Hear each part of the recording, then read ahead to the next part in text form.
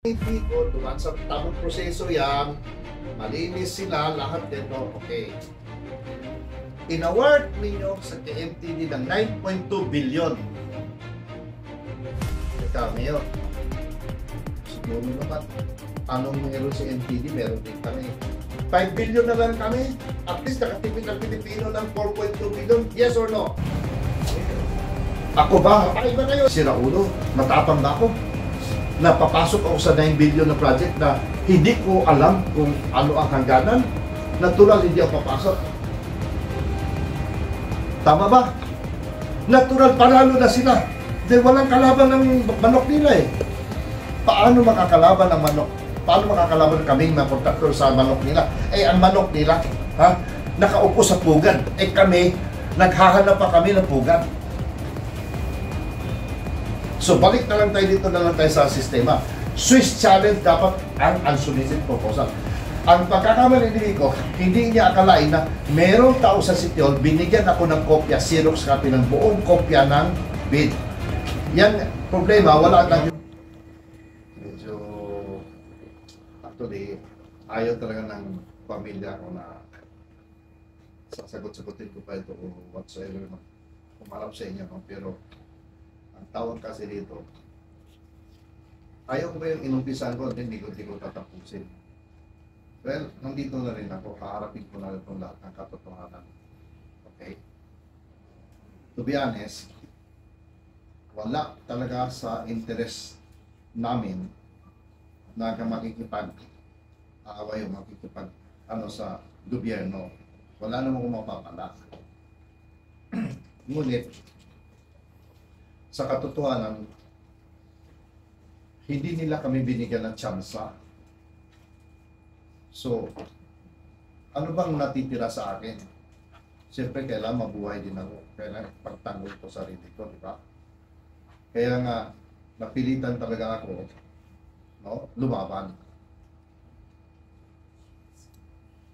So, since karamihan sa inyo, hindi ko naman kilala, hindi ko rin naman kayo inutusan pumunta rito, alam ko naman, hanap buhay itong ginagawa ninyo. Gusto niyo makakuha lang ng scope. Pero, to be honest, hindi ko kagustuhan ito, okay? Pero, for the sake of truth, no? Harapin natin. Okay? Nung nakarang linggo, sa kapilit ni Neil, no? Ng Daily Tribune, napilitan ako sumagot-sagot sa mga inquiry nila. Eh, hindi ko naman alam na lumaki pala yung issue. Unang-unang gusto ko malaman ninyo na wala akong kinalaman sa eleksyon, ha? Wala, hindi naman ako tatakbo at wala akong interest tumakbo whatsoever. So, ano ba talaga ang nangyayari sa amin? Okay? Sa totoo lang, ha? Hirap na rin ako kasi negosyante kami, wala na kaming kalaban-laban. Dahil sila ang may kapangyarihan at nasa poder sila. Pero naisip ko rin kung pabayaan na lang namin na ganitohin kami, isa lang choice ko, umalis sa Pasig. Kasi sa totoo lang, hindi lang naagrabyado ako rito, nabastos pa ako. At hindi lang nabastos ako. Parang feeling ko aping-api kami. Dahil, paano ba ako naging convicted? Sabi ni Vico, convicted ako.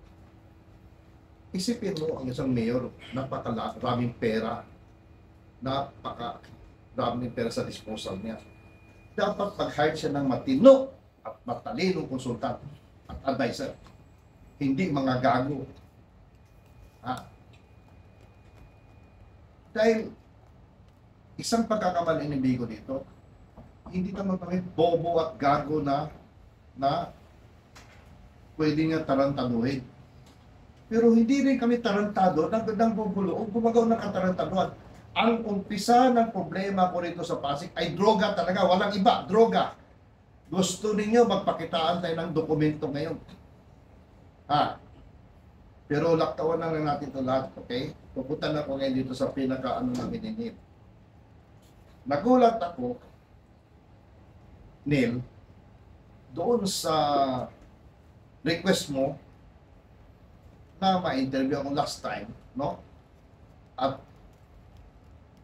gusto mo malaman sagot ko tungkol doon sa sabi ni Biko na itutur daw niya ako daw sa city hall dahil hindi ko alam yung mga ganito. Well, siya nagsabi nun, pakiusap ko sa inyo lahat, media naman kayo, dapat isa lang naman ang pakay niyo katotohanan. Yes or no? Yes. Dito tayo sa katotohanan. Hinamon ako ni Biko na itutur daw niya ako sa City Hall. Sinabi ko kay Neil, Lunes, alas 7 ng umaga. Wala na ako narinig ng tawag. Tama ba, Neil? Pero ngayon, may... Pero ngayon, alas 10, pati ko ito yan Ayun ko. Pero wala ba siya sinabi na, ito, first time, hindi ko binigay ang number ko kay Attorney Jerome Manzanero. Sino siya si Manzanero? Hindi, nagpagdala siya ng text message sa akin. Ito, hindi, basahin ko na lang. Good day. 12, alas 12 alas 12 ito 12:02. Good day today. Mali. Good day, Engineer Lau. This is Attorney Jerome Manzanero, City Administrator Pasig. We would like to invite you to a meeting and site tour for the new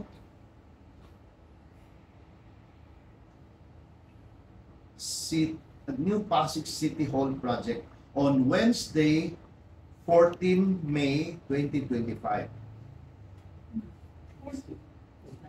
Next week pa. Next week. 14? Ito, 14, So, di mo pwede urgent? at 10 a.m. to be held at the construction site located along Caruncho Avenue, Barangay San Nicolas, Pasig City.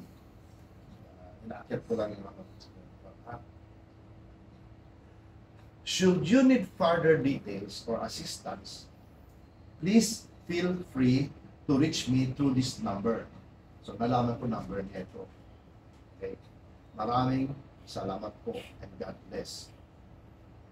So, nabuksan ko ito mga alauna na higit. So, ito, sumagot ako ngayon. Actually, hindi ko nga alam kung sino nagtawag sa inyo, no? Ito lang lang kinausap ko na may text ako na-receive. Pero kaya sabi niya, si engineer, ano tayo, gano'n, kasi nag-usap talaga kami na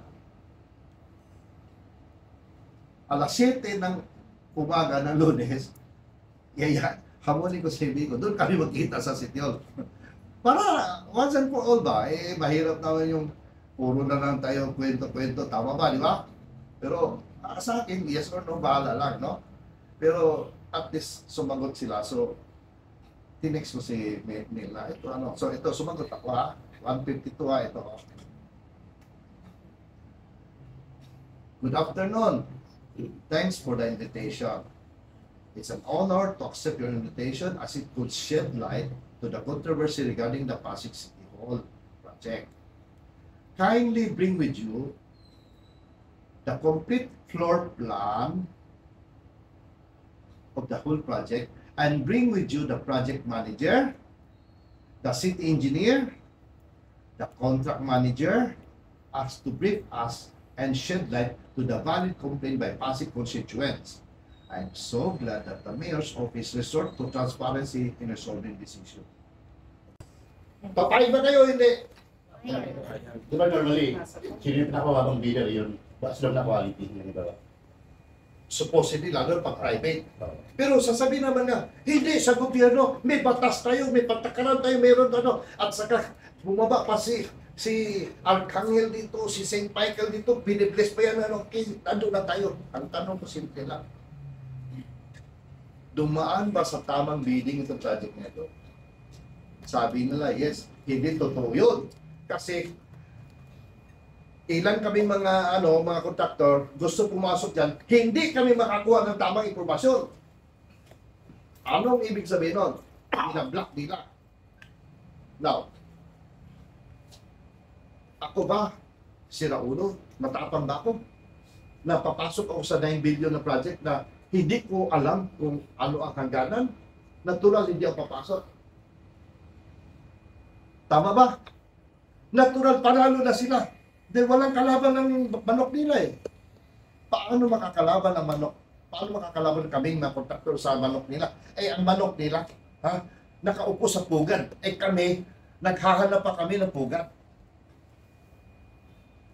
So, balik na lang tayo dito na lang tayo sa sistema. Swiss challenge dapat ang unsolicited proposal. Ang pagkakamali ni Vico, hindi niya akalain na merong tao sa City Hall, binigyan ako ng kopya, Xerox copy ng buong kopya ng bid. Yan, problema, wala lang yung sa akin nandun sa abogado. No? Pero, napakita ko sa inyo yun, Neil. Nakita niyo yung kung ayaw niyo, hingi sa kanya yung picture na ganyan kakapal yun. Ang kitang-kita talaga sa umpisa, unsolicited proposal. So, ang unsolicited proposal ay hindi yan gawa ng gobyerno. Gawa yan ng private sector. Ano ibig sabihin yan? Hindi mo pwede gamitin ng pambidding sapagkat panalo na siya. Hindi pa nag-upisa. So, ang tawag dyan sa sistema, international itong sinasabi ko, Swiss challenge.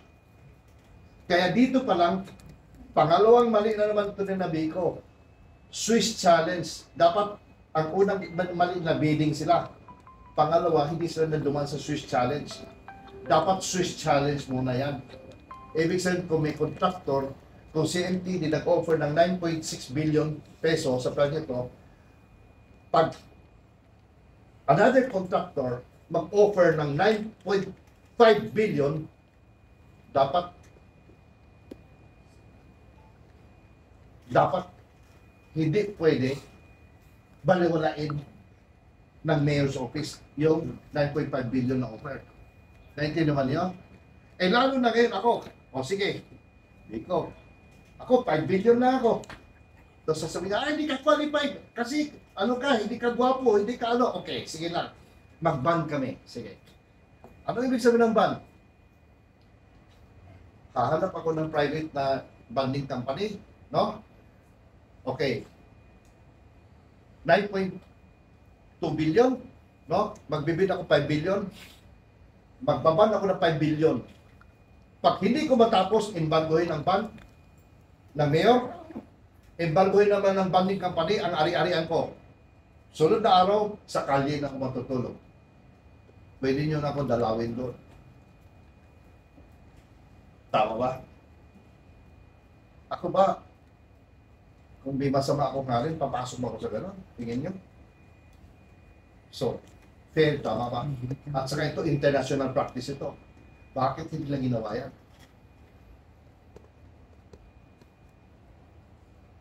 Sunod. Sabi pa ni Vico, ikaw nga basa, ano ba yung pinagagawa niyo sa, niyo na kesyo, 2 hektarya gano'n. Hindi naman yun ang problema eh. Kesyo, marami siyang sinasabi eh. Hindi rin yun ang problema. Ang problema dito, no, is the price. ikaw ba, naging fair ka ba sa taong bayan, lalo na sa consumer mo sa Pasig, upang pangalagaan ang ari-arian at pera ng taong bayan? Kung sinabi niya yes, ito ang kasunod na tanong. Bakit si MTD 9.2 billion? Si Engineer Lau willing sa 5 billion. Bakit hindi mo pagbibigyan si Mr. Lau? Tama ba? Mamaya may isang kontrakto pa, lumaba pa. Kami, 4 billion. Di, wala na naman ako. Yung isa na naman pagbibigyan nila. Tama ba ako? Yes, mababa. Kailangan ba pumunta pa kayo sa Ateneo at sa UP? Niloloko lang tayo talaga sa totoo lang.